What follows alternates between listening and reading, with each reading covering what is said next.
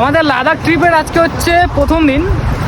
তো আমরা আমাদের জার্নি শুরু করলাম দুপুর 2টার সময়, 2:02 বাজে।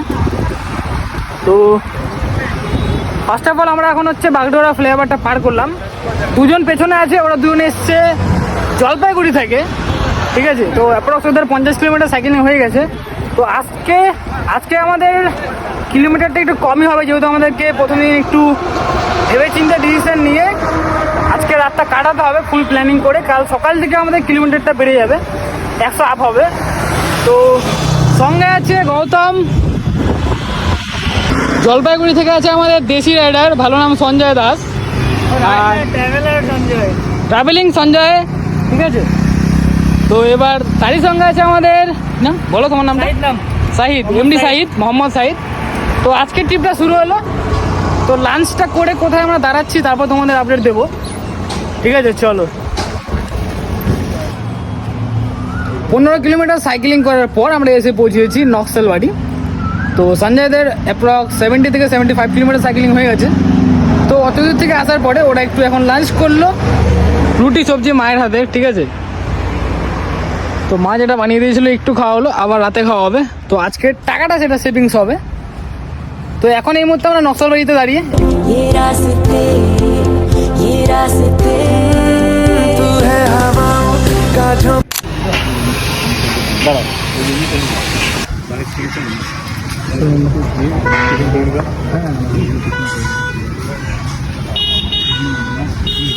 ডে ওয়ানেই গৌতমের সাইকেলের টায়ার পাংচার হয়ে গেছে। এটা নিয়ে দুবার পাম্প মারা হচ্ছে। একটু আগে একটা আঙ্কেলের সাথে দেখা হলো, সাহায্য করলো, সবাইকে মিষ্টির প্যাকেট আর একটা করে ওয়াটার বোতল দিল, আমরা 4 জন, ঠিক আছে। এরকম সাপোর্ট করলে খুব ভালো লাগে, তাহলে আরও হৌসলা পাওয়া যায় এগোনোর জন্য। ডে ওয়ানে গৌতমের সাইকেল পাংচার, পুরো লাগেজ ওর এদিকে নামানো হয়েছে, প্লাস আমার এলিঙ্কি সেটটা বের করার জন্য পুরো লাগেজ আমার নামাতে হলো। বিহার অ্যাপ্রক্স 6 কিলোমিটার হবে। তো বিহারের লোগো বোঝা যাচ্ছে, এখানে পুরোপুরি ভুট্টা ক্ষেত, ঠিক আছে। চলো আগে পাংচারটা ঠিক করে নিই।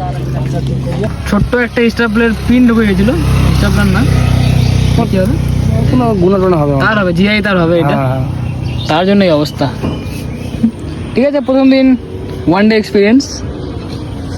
তো আজকে রাতে থাকার জন্য আমাদের ব্যবস্থা হয়ে গেছে।